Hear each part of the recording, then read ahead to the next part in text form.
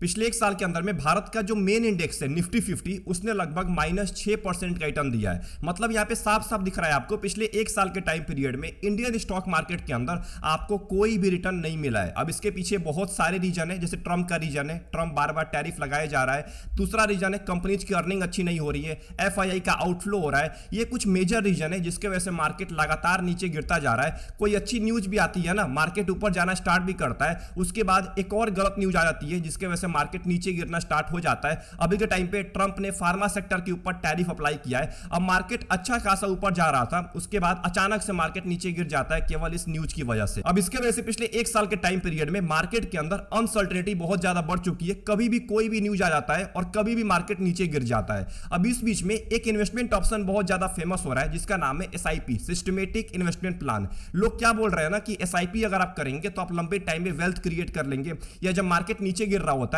उस टाइम पे SIP सबसे बेस्ट ऑप्शन होता है पैसा इन्वेस्ट करने का। अगर आप SIP के थ्रू पैसा इन्वेस्ट करते हैं म्यूचुअल फंड के अंदर, स्टॉक्स के अंदर, तो आप ज्यादा पैसा बना पाते हैं उनके मुकाबले जो अभी के टाइम में लमसम कर रहे हैं। क्या ये बात सही है? आज के टाइम में मैक्सिमम लोग अलग अलग एसेट क्लास के अंदर पैसा इन्वेस्ट करते हैं। FD के अंदर कोई कर रहा है, कोई गोल्ड के अंदर कर रहा है, कोई रियल एस्टेट के अंदर कर रहा है, तो कोई स्टॉक्स के अंदर पैसा इन्वेस्ट कर रहा है, कोई म्यूचुअल फंड के अंदर पैसा इन्वेस्ट कर रहा है। इतने अलग अलग एसेट क्लास में लोग पैसा इन्वेस्ट करते हैं, उसके बावजूद भी आज के टाइम में 90% ऐसे लोग हैं जो लंबे टाइम में फाइनेंशियल फ्रीडम को अचीव ही नहीं कर पाते। आखिर में जब इतने सारे एसेट के अंदर पैसा इन्वेस्ट करने के बाद भी लोग फाइनेंशियल फ्रीडम को अचीव नहीं कर पा रहे, तो आखिर में SIP के अंदर ऐसी क्या खास बात है कि आखिर में अगर आप SIP करना स्टार्ट करते हैं तो आप लंबे टाइम में वेल्थ क्रिएट कर लेंगे। और एक और सवाल निकल के आ रहा है कि क्या SIP सभी इन्वेस्टर्स के लिए बनाया गया है? आज इस पूरे वीडियो के अंदर हम SIP के बारे में बात करने वाले हैं कि आखिर में कैसे आप SIP के थ्रू लंबे टाइम के अंदर में अपने फाइनेंशियल फ्रीडम को अचीव कर लेंगे। जो ये बात आपसे बोली जाती है म्यूचुअल फंड AMC के द्वारा या अलग अलग यूट्यूबर्स के द्वारा कि SIP करिए, SIP करिए, इसके अंदर कितनी सच्चाई है इसके बारे में भी हम जानने वाले हैं। तो ये पूरी वीडियो आपके लिए बहुत ज्यादा इंपॉर्टेंट है। अगर आप कहीं भी SIP कर रहे हैं, म्यूचुअल फंड के अंदर, स्टॉक्स के अंदर, कहीं भी आप SIP करते हैं, इस पूरे वीडियो को एंड तक वॉच करिएगा, तभी आपको पता लगने वाला है कि आखिर में SIP करने का बेस्ट तरीका क्या होता है एंड SIP का रियल पोटेंशियल क्या होता है। अब देखिए फाइनेंशियल ईयर 2024 और 25 के अंदर में भारत के अंदर जो रिटेल इन्फ्लेशन रहा है वो लगभग 4.7% से लेके 5% के बीच में रहा है। मतलब महंगाई इतने हिसाब से ग्रो किया है पिछले साल के अंदर में। अब अगर इस साल की बात करें तो RBI का यही प्रोजेक्शन है कि लगभग 5% के आसपास हमारा इन्फ्लेशन रहने वाला है, 4 से लेके 5% के बीच में। अब यहाँ पे साफ साफ दिख रहा है कि महंगाई लगभग 4-5% के हिसाब से ग्रो करती है हर साल। अब अगर 4-5% से ग्रो कर रही है तो इसका मतलब जो हमारा इन्वेस्टमेंट होने वाला है वो उससे ज्यादा ग्रो करना चाहिए, तभी हम लंबे टाइम में जाके एक अच्छा वेल्थ क्रिएट कर पाएंगे। अगर हम बैंक FD की बात करें तो वहां पे आज के टाइम में लगभग 7 से लेके 8% का आपको रिटर्न मिल जाता है। आज के टाइम में बहुत सारे ऐसे स्मॉल फाइनेंस बैंक है जो आपको ज्यादा रिटर्न दे रहे हैं FD के अंदर में। बट जब रेट कट होता है ना, जब RBI रेट कट करती है, इन्फ्लेशन कम रहेगा तो RBI रेट कट करेगी, और जब RBI रेट कट करती है तो बैंक को भी अपना इंटरेस्ट रेट कम करना पड़ता है। अब जब बैंक अपना इंटरेस्ट रेट कम करते हैं FD के ऊपर तो आपको रिटर्न कम मिलता है FD के अंदर, 7% का या 6% का आपको रिटर्न मिलता है जब इंटरेस्ट रेट कट होता है। बट जो महंगाई है वो भी लगभग 5-6% के हिसाब से ग्रो कर रही है हर साल।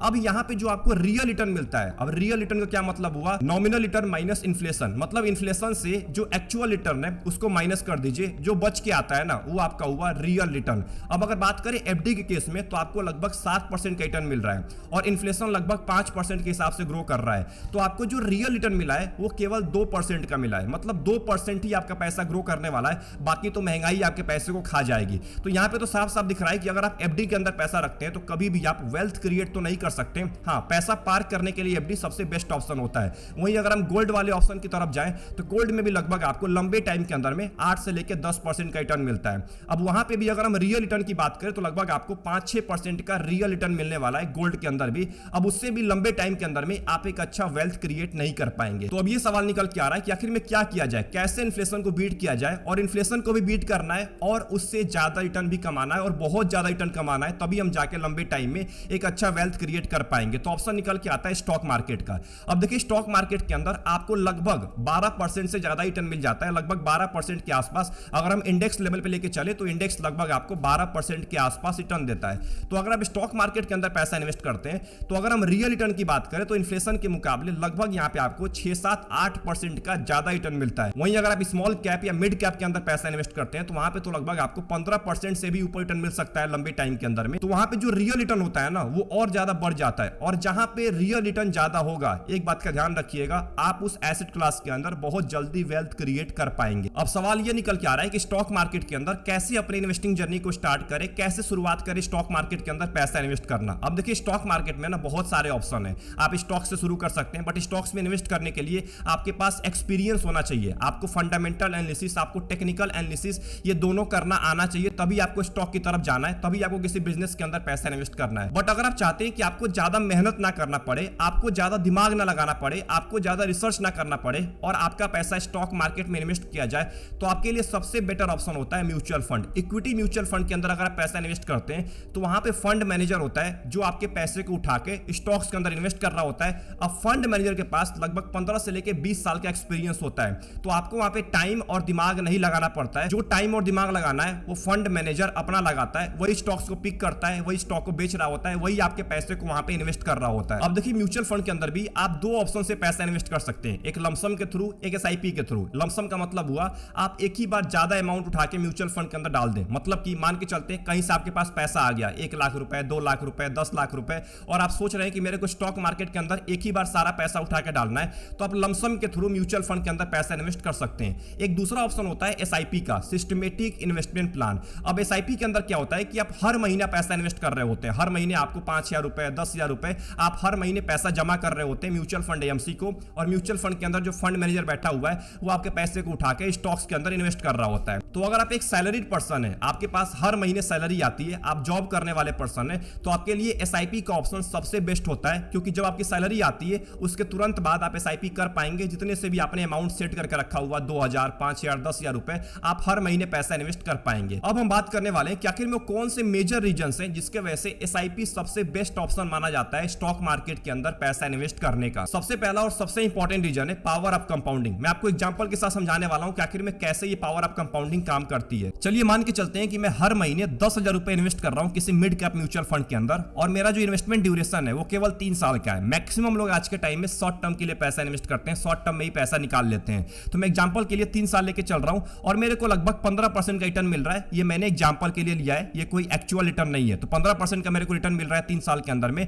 तो मेरा जो टोटल कॉर्पस होता है वो होता है लगभग 4,56,000 रुपए। मतलब जो हमारा इन्वेस्टेड अमाउंट का पोर्शन है ना वो लगभग 78% है, बट जो हमारा रिटर्न का पोर्शन है वो केवल 22% का है। मतलब हमने पैसा 76% ज्यादा इन्वेस्ट किया हुआ है, 3,60,000 रुपए इन्वेस्ट किया हुआ है, बट रिटर्न हमको मिला है केवल 96,000 का। तो एक काम करते हैं, 3 साल को बढ़ा के हम कर देते हैं 7 साल। मैं 7 साल तक पैसा इन्वेस्ट कर रहा हूं, यानी कि मीडियम टर्म तक। तो यहां पे 7 साल तक पैसा इन्वेस्ट करने के बाद क्या होता है कि जो आपका इन्वेस्टेड अमाउंट का पोर्शन होता है वो घट के 56% हो जाता है और रिटर्न का पोर्शन बढ़ के 44% हो जाता है। मतलब आपने पैसा 7 साल के अंदर में 8,40,000 इन्वेस्ट कर दिया, बट उसके ऊपर रिटर्न बनाए 6,50,000 रुपए। मतलब अभी भी आपका जो इन्वेस्टेड अमाउंट है ना वो ज्यादा है आपके रिटर्न के मुकाबले। टोटल वैल्यू हुआ लगभग 15 लाख के आसपास। अब एक काम करते हैं, 7 साल से बढ़ा के हम कर देते हैं इसको 10 साल।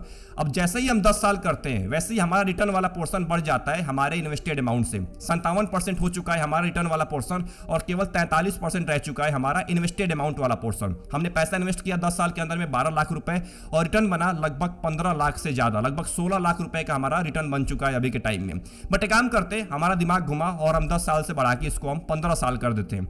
अब 15 साल के टाइम पीरियड में क्या होता है कि यहाँ पे रिटर्न डोमिनेट करने लगता है। यहाँ पे देखिए लगभग 74% पोर्शन आ चुका है रिटर्न का और इन्वेस्टेड अमाउंट का पोर्शन केवल 26% ही रह गया है। मतलब अभी के टाइम में हमने 18 लाख रुपए इन्वेस्ट किया बट उसके ऊपर रिटर्न बनाए लगभग 50 लाख रुपए। हमारा टोटल कॉर्पस हो चुका है लगभग 67 लाख रुपए से भी ज्यादा। एक काम करते हैं ना, 15 साल से बढ़ा के हम इसको 20 साल कर देते हैं। 20 साल तक मैं पैसा इन्वेस्ट करने वाला हूं। अगर आप 10,000 रुपए हर महीने 20 साल तक पैसा इन्वेस्ट करते हैं और उसके ऊपर 15% का रिटर्न मिलता है तो आपका टोटल कॉर्पस हो जाता है 1,51,00,000 रुपए, 1.5 करोड़ का। अब यहां पे देखिए जो रिटर्न वाला पोर्शन है वो बढ़ के 85% हो चुका है और जो इन्वेस्टेड अमाउंट वाला पोर्शन है वो केवल 15% ही है। मतलब आपने पैसा तो केवल 24 लाख ही इन्वेस्ट किया है बट उसके ऊपर आपको 1,27,00,000 का फायदा हुआ है। टोटल कॉर्पस हो गया 1.5 करोड़ का। बट अगर आपने यंग एज में इन्वेस्टिंग स्टार्ट किया था और आपने सोचा एक काम करते हैं, कुछ पैसा मैं ना रिटायरमेंट के लिए छोड़ देता हूं, रिटायरमेंट के लिए मैं इतना पैसा इन्वेस्ट करता हूं, तो मैं काम करता हूं 30 साल तक पैसा इन्वेस्ट करूंगा। तो मैंने यहाँ पे 30 साल ले लिया है। अब देखिए यहाँ पे पूरा का पूरा गेम ही चेंज हो गया है। आपका जो रिटर्न वाला पोर्शन है वो लगभग 95% हो चुका है और केवल 5% रह गया है इन्वेस्टेड अमाउंट। मतलब आपने केवल 5% ही पैसा इन्वेस्ट किया है पूरे के पूरे कॉर्पस का और आपका इतना ज्यादा कॉर्पस बन चुका चुका है, आपने केवल 36 लाख रुपए इन्वेस्ट किया है और कॉर्पस आपका बना है लगभग 7 करोड़ का, जिस पे रिटर्न बना है 6 करोड़ 64 लाख रुपए का। इसी को हम सिंपल भाषा में बोलते हैं पावर ऑफ कंपाउंडिंग। यही होता है पावर ऑफ कंपाउंडिंग। जितने ज्यादा टाइम तक आप पैसा इन्वेस्ट करते हैं उतना ज्यादा ये रिटर्न वाला पोर्शन बढ़ता जाता है और इन्वेस्टेड अमाउंट वाला पोर्शन कम होता चला जाता है। दूसरा रीजन है रूपी कॉस्ट एवरेजिंग। अब देखिए आपको रूपी कॉस्ट एवरेजिंग सबसे पहले समझना पड़ेगा, ये एसआईपी का सबसे मेजर पार्ट होता है। बहुत सारे लोगों को रूपी कॉस्ट एवरेजिंग के बारे में पता ही नहीं होता है। अब देखिए जैसे आप स्टॉक के अंदर पैसा इन्वेस्ट करते हैं, एक पर्टिकुलर कंपनी के अंदर पैसा इन्वेस्ट कर रहे हैं, तो आपको वहां पे शेयर मिलता है। मान के चलते हैं आपने रिलायंस का शेयर खरीदा, तो वहां पे आप क्या बोलते हैं कि मेरे को शेयर मिला हुआ है। वहीं म्यूचुअल फंड के अंदर क्या होता है, अगर आप म्यूचुअल फंड के अंदर पैसा इन्वेस्ट कर रहे हैं तो यहां पे आपको यूनिट मिलता है। जैसे आपको शेयर मिलता है स्टॉक्स के अंदर में, वैसे म्यूचुअल फंड के अंदर आपको यूनिट अलॉट किया जाता है। अब इसका फायदा क्या होता है ना कि जब मार्केट नीचे गिरा होता है तो जैसे आपको स्टॉक्स के अंदर ज्यादा शेयर मिलता है, वैसे ही म्यूचुअल फंड के अंदर आपको ज्यादा यूनिट अलॉट किया जाता है। मतलब सेम टू सेम वही काम करता है, यूनिट होता है और वहां पे शेयर होता है। जैसे मार्केट नीचे गिरता है तो आप कंपनी का ज्यादा शेयर खरीद पाते हैं, वैसे म्यूचुअल फंड के अंदर अगर मार्केट नीचे गिर रहा है तो म्यूचुअल फंड में आपको ज्यादा यूनिट मिलता है अगर फंड मैनेजर स्टॉक्स के अंदर पैसा इन्वेस्ट कर रहा है। बट जिस महीने मार्केट ऊपर जाएगा उस महीने आपको कम यूनिट मिलने वाला है। बट एक बात का ध्यान रखिएगा, अगर आपको ज्यादा यूनिट मिल रहा है मार्केट गिरते वक्त तो वही जो एक्स्ट्रा यूनिट है ना वो आपको ज्यादा रिटर्न ला के देता है बुल रन के अंदर में जब मार्केट ऊपर जा रहा होता है। तो आई होप आपको रूपी कॉस्ट एवरेजिंग समझ में आ गया होगा, जो कि केवल एसआईपी के अंदर ही अप्लाई होता है। अगर आप लमसम कर रहे हैं तो लमसम के अंदर अप्लाई नहीं होने वाला है, क्योंकि लमसम आपको सोच समझ के करना पड़ता है। लमसम आप हर महीने नहीं कर सकते हैं। लमसम आपको तब करना होता है जब पता हो कि हाँ अब मार्केट यहां से ऊपर जाने वाला है या मार्केट ज्यादा नीचे गिर चुका है, उस टाइम पे आप लमसम कर सकते हैं। बट जो एसआईपी होता है ना, इसको आप हर महीने कर रहे होते हैं तो यहां पे कोई टेंशन ही नहीं होता है कि मार्केट ऊपर जा रहा है कि नीचे गिर रहा है। आप हर महीने पैसा इन्वेस्ट कर सकते हैं, जिससे एवरेजिंग काम करती है एसआईपी के अंदर में, आपका पैसा एवरेज हो जाता है। तीसरा रीजन है फ्लेक्सिबिलिटी एंड डिसिप्लिन। अब देखिए क्या होता है ना कि मैक्सिमम लोग ऐसे होते हैं जिनको आदत नहीं लगा होता है इन्वेस्टिंग का, जिनको पता ही नहीं होता है कि हर महीने पैसा इन्वेस्ट करना होता है। बट जो एसआईपी होता है ना वो उनके अंदर डिसिप्लिन लेके आता है। एसआईपी के अंदर आपको हर महीने पैसा इन्वेस्ट करना पड़ता है और एसआईपी के अंदर आज के टाइम में तो सबसे फेमस ऑप्शन जिसका नाम है ऑटो पे। आप एक बार ऑटो पे सेट कर दीजिए, उसके बाद आपके बैंक अकाउंट से हर महीने पैसा कटता रहेगा जिस डेट को आपने सिलेक्ट किया है। मान के चलते हैं आपने 1 तारीख को सिलेक्ट किया है कि 1 तारीख को पैसा कटेगा, उस दिन ऑटोमेटिक आपके बैंक अकाउंट से पैसा कट जाया करेगा। इसी को बोलते हैं ऑटो पे, जो कि आज के टाइम में सबसे बेस्ट ऑप्शन आ चुका है। आपको ज्यादा दिमाग नहीं लगाना पड़ता है कि मेरे को एसआईपी करना है हर महीने, ऑटोमेटिक आपके बैंक अकाउंट से पैसा कट जाया करेगा। अब इसके वजह से क्या होता है कि आपके अंदर एक डिसिप्लिन आता है, आप एक डिसिप्लिन्ड इन्वेस्टर बन पाते हैं। एंड सबसे इंपॉर्टेंट अगर फ्लेक्सिबिलिटी की बात करें तो एसआईपी के अंदर आप जब चाहें तब पैसा इन्वेस्ट कर सकते हैं, जब चाहें तब पैसा निकाल सकते हैं, जब चाहें तब आप एसआईपी को स्टॉप कर सकते हैं, जब चाहें तब आप एसआईपी को स्विच कर सकते हैं। मतलब यहाँ पे फ्लेक्सिबिलिटी होता है, आप जैसे चाहे वैसे अपने एसआईपी को कर सकते हैं, इस पे कोई भी रेस्ट्रिक्शन नहीं होता है। मतलब यहाँ पे आपके अंदर डिसिप्लिन भी लेके आ रहा है एसआईपी और आपको फ्लेक्सिबिलिटी भी प्रोवाइड कर रहा है। एंड जो आखिरी रीजन है जो कि सबसे इंपॉर्टेंट है, जिसका नाम है रिस्क रिवॉर्ड रेशियो। अभी मैंने आपको एग्जांपल के अंदर दिखाया था पावर ऑफ कंपाउंडिंग के अंदर में कि आखिर में कैसे आपका पैसा कंपाउंड होता है 10 साल के बाद, 15 साल के बाद, 20 साल के बाद, 30 साल के बाद, कैसे आपका पैसा बहुत तेजी के साथ बढ़ता है। वहीं शॉर्ट टर्म में मैंने आपको दिखाया था कि शॉर्ट टर्म के अंदर में कुछ फायदा आपको नहीं होता है। शॉर्ट टर्म के अंदर में ना के बराबर रिटर्न बनता है एसआईपी के अंदर में। क्यों ऐसा होता है? क्योंकि शॉर्ट टर्म के अंदर में ना मार्केट बहुत ज्यादा वोलेटाइल होता है, मार्केट कभी ऊपर जाएगा कभी नीचे गिरेगा। अब आपका अमाउंट भी कम होता है। जब आपका अमाउंट कम होता है ना, इन्वेस्टेड अमाउंट कम होता है, तो पैसा भी आपका ज्यादा नहीं बनता है 1 साल, 2 साल, 3 साल या 5 साल से कम टाइम पीरियड में। जैसे ये 5 साल से ऊपर जाते हैं, 5 साल से ज्यादा टाइम तक पैसा इन्वेस्ट करते हैं, एसआईपी के थ्रू पैसा इन्वेस्ट कर रहे हैं म्यूचुअल फंड के अंदर, वैसे ही कंपाउंडिंग काम करना स्टार्ट करती है और 10 साल के बाद जाएंगे तो और तेज करेगा, 15 साल के बाद जाएंगे तो और तेज कंपाउंडिंग काम करती है। अब इसके वजह से रिस्क रिवॉर्ड रेशियो बहुत ही ज्यादा बेटर हो जाता है। शुरुआत के अंदर में आपको रिस्क लेना पड़ेगा, बट लंबे टाइम तक अगर पैसा इन्वेस्ट करते हैं 10 साल, 15 साल, 20 साल तक, तो ऑटोमेटिक आपका पैसा बहुत तेजी के साथ कंपाउंड होना स्टार्ट हो जाता है। तो ये कुछ मेजर रीजंस थे जो कि एसआईपी को सबसे बेस्ट ऑप्शन बनाता है वेल्थ क्रिएशन के लिए। बट एक बात का ध्यान रखिएगा, मैं आपको एक इंपॉर्टेंट चीज बताने वाला हूं।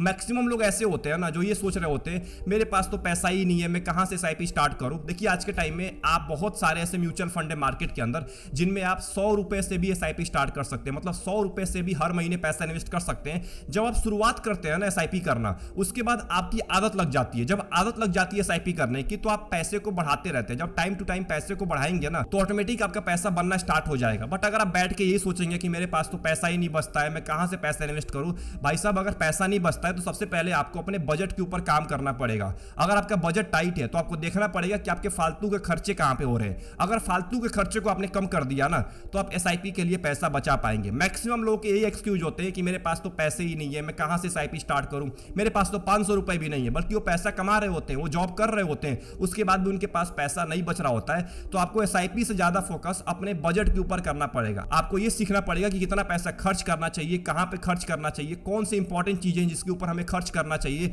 नीड क्या होता है, डिजायर क्या होता है। सबसे पहले आपको ये सीखना पड़ेगा। जब आप ये चीजें सीख जाते हैं ना, तो ऑटोमेटिक आपको आइडिया लग जाता है कि मेरे को कहां पे पैसा खर्च करना है और कहां पे मेरे को इन्वेस्ट करना है। तो आई होप आपको ये पूरी वीडियो पसंद आई होगी। इस पूरे वीडियो को बनाने का केवल मेरा एक ही मोटिव था कि आपको आइडिया लग पाए कि एसआईपी क्यों बेटर ऑप्शन होता है जब मार्केट नीचे गिर रहा होता है। जब आज के टाइम में पिछले एक साल से मार्केट नीचे गिरा पड़ा है, इस टाइम पे एसआईपी क्यों बेस्ट होता है, क्योंकि इस टाइम पे रुपी कॉस्ट एवरेजिंग काम करती है, आप ज्यादा यूनिट्स खरीद पाते हैं। यही सबसे बेस्ट टाइम होता है पैसा इन्वेस्ट करने का।